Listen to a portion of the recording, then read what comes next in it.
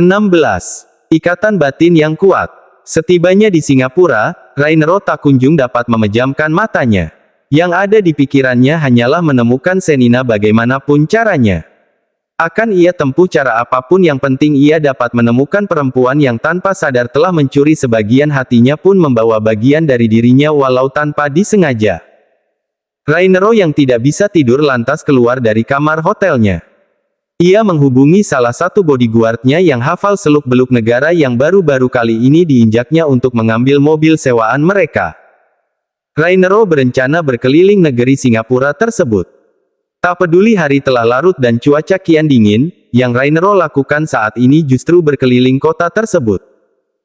Hingga fajar menyingsing barulah tanpa sadar Rainero memejamkan matanya tak jauh dari Teluk Marina atau Marina Bay, tempatnya menepi. "Bos," panggil anak buah Rainero. Rainero lantas mengerjapkan matanya. Sinar matahari seketika saja menimpa netranya membuat Rainero segera menegakkan punggungnya. Rainero mengucek kedua matanya. Efek kelelahan membuatnya tanpa sadar kalau ia telah ketiduran hingga mentari pagi mulai menampakkan sinarnya. "Mau kemana dulu, bos?" "Kembali ke hotel dulu," ucapnya. Sang bodyguard merangkap sopir itu pun segera melajukan mobilnya menuju hotel. Sesuai rencananya, setelah membersihkan diri dan sarapan, Rainero pun mulai melakukan pencarian. Ia ditemani sang sopir menyusuri semua jalanan.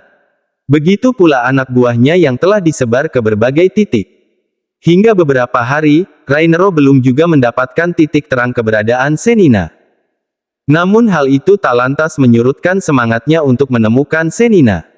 Sementara itu, di benua lain, Theo lagi-lagi pulang dengan sedikit sempoyongan. Ia kembali mabuk, tapi kesadarannya masih cukup bagus untuk diajak berdebat. "Theo, apa kau mau bunuh diri?" "Hah?" Setiap pulang selalu saja dalam keadaan mabuk, sentak ayah Theo sambil melemparkan majalah bisnis yang barusan ia baca ke kepala Theo. Tapi Theo hanya bungkam. Ia malas berdebat. "Theo, kau kemarin kemana?" "Hah? Momi kan sudah bilang untuk pulang, tapi kau justru mengabaikan perintah Momi," sentak ibu Theo. "Aku tidur di apartemen teman," jawab Theo acuh tak acuh. "Apa kau sudah kehilangan kewarasanmu? Hanya karena jalaang itu, kau jadi seperti ini. Dasar bodoh." Pekik ayah Theo membuat Theo memicing tajam. "Jangan bicara sembarangan, Shenina bukan jalaang," balas Theo tak kalah kesal. "Kau tahu, gara-gara kau, Momi dan Dedi malu. Padahal kemarin keluarga teman Dedi datang, dan kau justru menghilang seenaknya." "Cek, itu kan teman Dedi, kenapa aku harus ikut hadir?" "Karena kau telah Momi dan Dedi jodohkan dengan anak teman Dedi." "Apa?" Pekik Theo membulatkan matanya.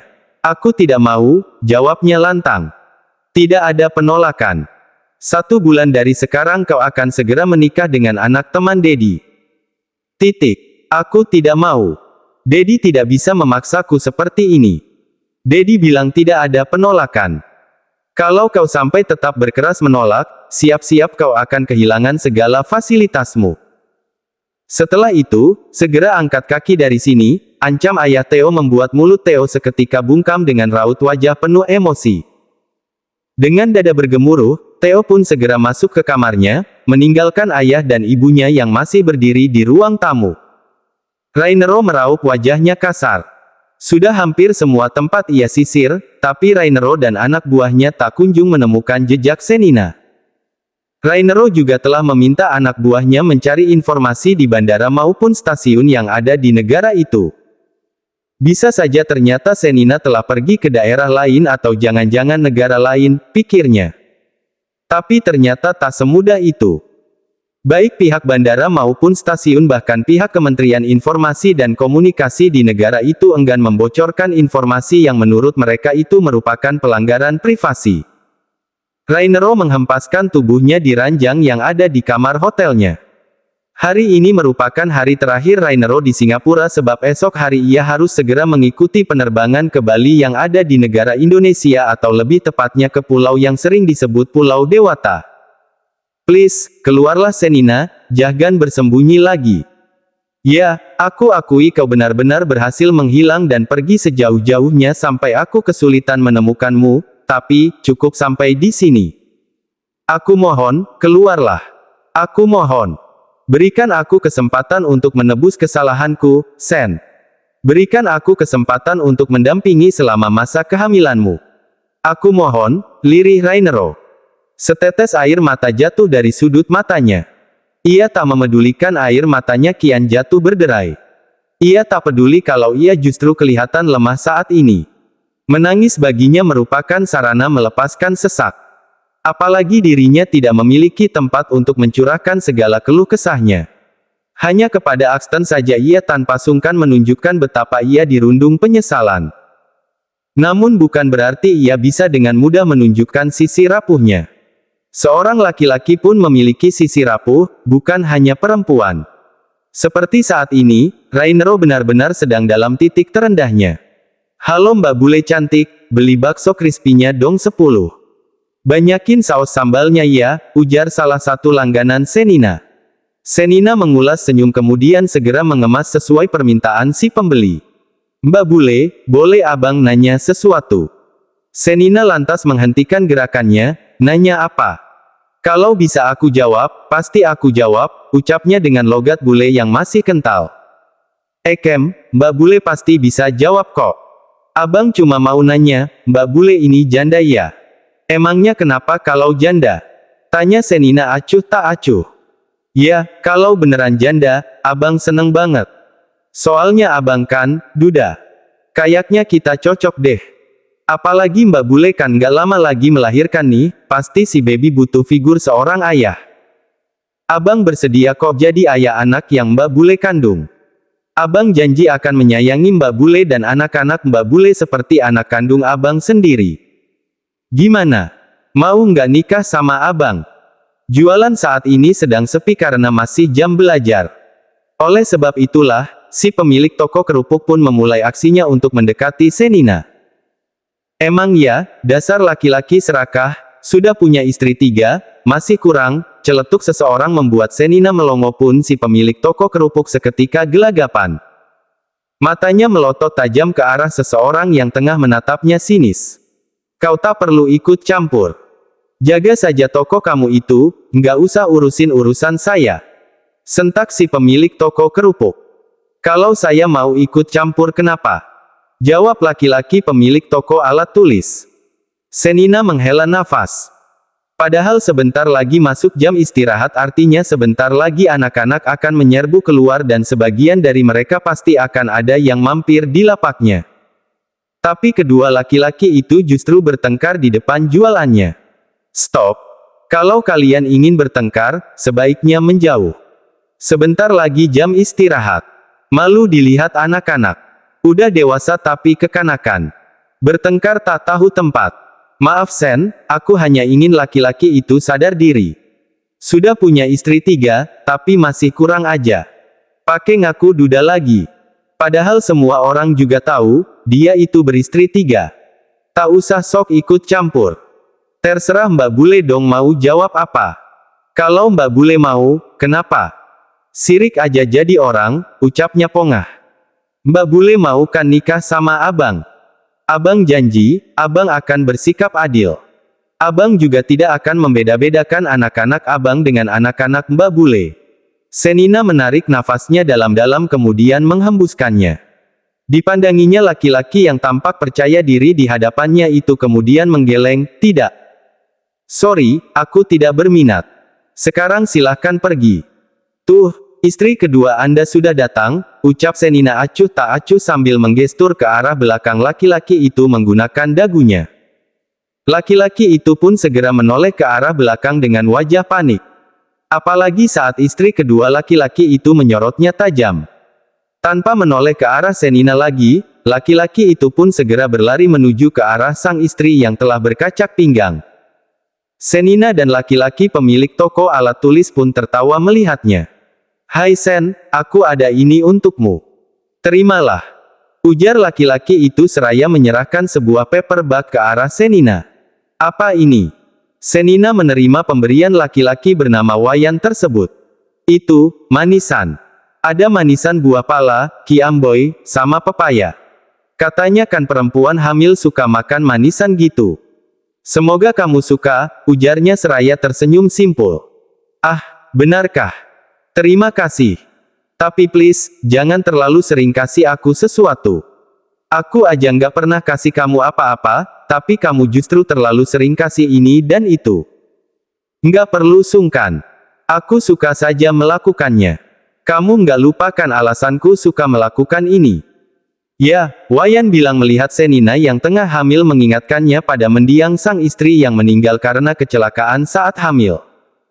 Oleh sebab itu, ia suka memberikan berbagai macam makanan karena membuat hatinya merasa senang. Tapi nggak begitu juga. Apa ini? Tiba-tiba saja Senina menemukan 2 lembar kertas di dalamnya. Tiket. Ya, kamu mau kan nonton denganku besok? Aku. Udah, terima aja. Kapan lagi waktunya kamu bersenang-senang? Ingat, ibu hamil itu harus selalu bahagia, cetus seseorang membuat Senina terkejut sebab tahu suara siapa itu. Disti, datang-datang ngejutin aja. Adisti terkekeh kemudian merangkul pundak Senina, gimana? Mau kan? Lumayan loh, yang temenin Mas Wayan ganteng. Dia itu idola di sini. Kamu beruntung bisa diajak nonton sama dia. Ayolah Mbak Bule, mau ya? Mau ya? Bujuk Adisti membuat Wayan tersenyum lebar seraya mengacungkan kedua jempolnya yang dibalas Adisti dengan kerlingan mata. Ya udah deh. Aku mau, sahut Senina yang sukses membuat Wayan berseru kegirangan. Penerbangan dari Singapura ke Bali tidak memakan waktu yang lama. Hanya dalam waktu tak sampai 3 jam, jet pribadi Rainero telah mendarat di Bandara Internasional Ngurah Rai. Rainero turun mengenakan kaos berwarna putih, dilapis jaket kulit berwarna hitam, dan celana jeans hitam. Tak lupa kacamata hitam bertengger di atas hidungnya membuat kadar ketampanannya meningkat berkali-kali lipat. Sepanjang Rainero berjalan di koridor bandara, sepanjang itu pula ia menjadi santapan lapar banyak mata. Bagaimana tidak, pria bertubuh tinggi dan gagah, berkulit putih dengan hidung yang begitu mancung, pun penampilan yang aduhai memanjakan setiap mata yang melihatnya terkhusus para wanita. Tak sedikit yang mengabadikan momen tersebut dengan mengambil gambar maupun video menggunakan handphone masing-masing. Kapan lagi mereka bisa menangkap secara langsung penampakan laki-laki super tampan nan gagah menggunakan handphone sendiri? Biasanya mereka hanya bisa melihat wajah-wajah seperti itu melalui layar ponsel, terkhusus sosial media dan fanspage yang membahas laki-laki berparas tampan dengan segudang aktivitasnya. Rain, panggil Axton yang ternyata telah tiba terlebih dahulu di sana. Axton menyusul datang ke sana. Tentu saja Rainero membutuhkan asisten pribadinya itu. Yang akan mereka lawan alias saingan mereka bukan hanya satu perusahaan, tapi banyak.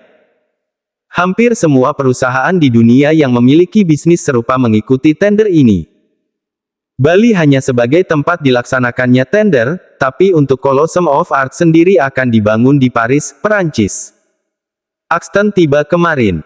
Ia tiba lebih awal untuk mempersiapkan segala kebutuhan Rainero selama di sana. Rainero mendekat dengan wajah datarnya. Tak ada senyum. Hal yang biasa ia lakukan bila berada di tempat umum. Ia tak ingin terlalu beramah tamah. Biar saja orang mengatakannya arogan.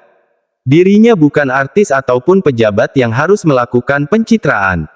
Justru sikap ini dapat membuat orang-orang jadi segan padanya. Rainero mengangguk sebagai respon. Axton yang memang telah hatam sifat dan sikap sahabat sekaligus atasannya itu tidak mempermasalahkan respon laki-laki tersebut. Ia pun langsung melangkah mengarahkan Rainero menuju mobil sewaannya selama di Bali. Bodyguard sekaligus sopirnya selama di Bali membukakan pintu. Rainero pun gegas masuk ke kursi belakang, sedangkan Axton duduk di kursi depan samping kemudi. Matahari sudah beranjak naik ke atas kepala. Cuaca di Bali saat itu terasa amat terik membuat Rainero memilih menurunkan kaca mobilnya sambil memandang ke sepanjang jalan. Apa kau sudah menemukan petunjuk keberadaan Senina, Rain? Tanya Axton penasaran. Selama seminggu ini, mereka tidak berkomunikasi sama sekali. Hanya kemarin malam saja sesaat setelah Axton tiba di Bali, ia mengabarkan sekaligus memberitahu gambaran lokasi dilaksanakannya tender. Jadi Axton tidak tahu sama sekali perkembangan pencarian Rainero terhadap Senina. Rainero menggelengkan kepalanya tanpa menoleh sama sekali. Ternyata dia sangat pintar bersembunyi. Entah di mana kini dia berada, tapi yang pasti aku takkan menyerah untuk menemukannya, tukas Rainero. Padahal hari itu akhir pekan, tapi lalu lintas masih terlihat ramai. Rain, bagaimana kalau dia sudah tiada? Cetus Axton tiba-tiba membuat rahang Rainero seketika mengeras dengan sorot mata tajam. Bahkan tajamnya silet pun mungkin kalah tajam dari tatapan Rainero. Sorry, kalau kata-kataku terdengar jahat. Tapi, kau tahu sendiri dengan apa yang Senina alami. Bagaimana kalau dia berpikir singkat dan mengambil jalan yang ekstrim seperti bunuh diri? Apa kau akan? Jangan pernah bicara macam-macam. Apa kau sadar kata-katamu sungguh sangat keterlaluan? Sentak Rainero marah. Sorry, aku hanya mengutarakan isi pikiranku. Bukankah kita harus selalu siap dengan segala kemungkinan? Dengarkan aku Rainero, anak yang Senina kandung adalah anakku. Biarpun dia tercipta bukan karena rasa cinta, tapi kami memiliki ikatan batin yang kuat. Aku bisa merasakan dengan pasti, kalau mereka masih ada. Aku bisa merasakan kehadirannya meskipun kami terpisah jauh. Aku yakin dan percaya kalau mereka sedang menunggu kedatanganku, tegas Rainero. Tapi kita harus siap dengan segala kemungkinan, Rain. Apa kau akan terus menggila seperti ini? Kau bahkan sampai meninggalkan pekerjaanmu demi menemukan Senina. Axton bukan berniat jahat, ia hanya ingin mengingatkan Rainero dengan segala kemungkinan. Apalagi karena sibuk mencari Senina, ia meninggalkan pekerjaannya. Meskipun ia masih sanggup menggantikan pekerjaan laki-laki itu, tapi tidak semua pekerjaan dapat ia tangani seorang diri. Dirinya hanyalah seorang asisten pribadi, bukan pemimpin yang memegang wewenang penuh atas perusahaan. Rainero memiliki tanggung jawab yang besar bukan hanya pada perusahaan, tapi juga pada ratusan karyawannya. Rainero mendengkus, kalaupun itu memang benar terjadi, sampai ke akhirat pun aku akan mengejarnya, ucapnya tegas tanpa ragu sedikit pun membuat Axton sampai tercengang.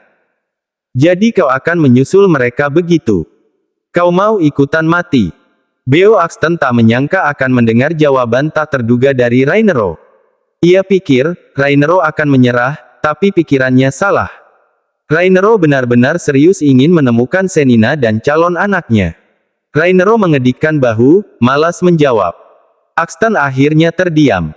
Ia tak mau membuat mood Rainero kian terjun bebas yang mana dampaknya akan menyulitkan dirinya sendiri.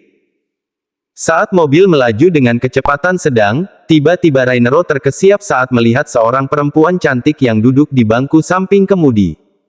Mobil itu berjalan bersisian dengan mobilnya. Perempuan cantik itu tampak berbincang dengan seseorang di sebelahnya. Yang membuat Rainero terkesiap adalah wajah perempuan itu sangatlah familiar. Tak lama kemudian, mobil itu sepertinya menaikkan kecepatan saat jalan kembali sedikit lengang setelah tadi sempat merapat. Melihat mobil itu mulai menjauh, Rainero lantas berseru, Axton, katakan pada sopir itu untuk mengejar mobil putih di depan. Cepat! Seru Rainero panik, takut kehilangan jejak mobil yang sejak tadi jadi fokusnya. Apa? Kenapa? Ada apa? Tanya Axton bingung. Bukannya cepat melakukan apa yang Rainero ucapkan, ia justru bertanya balik. Aku katakan cepat kejar mobil putih itu. Atau sini, biar aku saja yang menyetir, pekik Rainero kesal saat Axton tidak langsung menuruti perintahnya. Apalagi, saat Rainero lihat, mobil yang di dalamnya ada perempuan yang sangat familiar di matanya, sudah melaju cukup jauh. Hei, no. Jangan gila. Ingat, kita sedang di negara orang, kita harus menjaga sikap. Seru Axton ikutan panik. Oke, kamu, cepat kejar mobil putih yang mana? Tanya Axton saat melihat ada 3 buah mobil putih di depan sana. Itu, yang ada di sebelah kiri, nomor platnya DK444-an. Tak lama kemudian, mobil mereka pun melaju dengan kecepatan cukup tinggi. Karena jalan kembali lengang, beberapa mobil di belakang Rainero ikut menaikkan kecepatan sehingga beberapa kali menghalangi jarak pandang Rainero, Axton, dan sopirnya. "Sit. Heh, kalian, minggir semua," teriak Rainero menggila di dalam mobil membuat Axton sampai melotot karena baru kali ini ia melihat sisi gila sang sahabat. "Are you crazy, Rain? Sebenarnya kau kenapa? Siapa yang ada di dalam mobil itu?" seru Axton kebingungan. "Sen, aku melihat Sen ada di dalam mobil itu. Cepat salip mobil hitam di depan, cepat!" teriak Rainero menggebu. Kepalanya bahkan telah menyembul di antara Axton dan sang sopir. "Heh, kau mau kita semua ditangkap polisi? Cepat kembali ke belakang." "Tidak. Ark, kau menyetir lamban sekali." "Seperti keong," umpat Rainero kesal. "Ini sudah cukup tinggi, Rain. Bisa-bisa kita ditangkap polisi karena ngebut di jalanan. Apa kau mau kita semua dideportasi dari sini, hah? Tapi aku tak ingin kehilangan jejak Sen lagi, Axton. Apa kau tidak mengerti itu?" Rahang Rainero mengeras. Kedua tangannya mengepal. Ia benar-benar kesal saat ini. "Kit. Heh, sialan, kenapa berhenti, hah?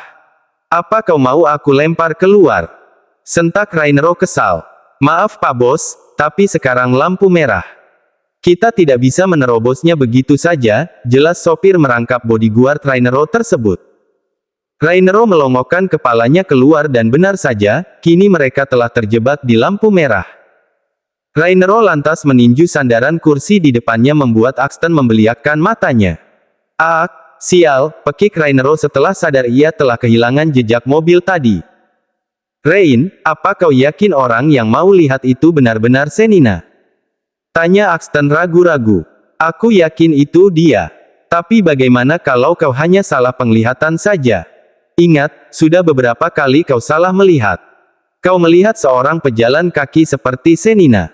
Lalu kau melihat seseorang yang sedang menunggu taksi seperti Senina. Bahkan seorang office girl pun pernah kau kira Senina. Di matamu seakan-akan yang ada hanya Senina saja. Bisa jadi yang tadi. Jadi kau tidak percaya padaku, hah?" teriak Rainero. Ia memukul kaca mobil dengan keras hingga buku-bukunya membiru.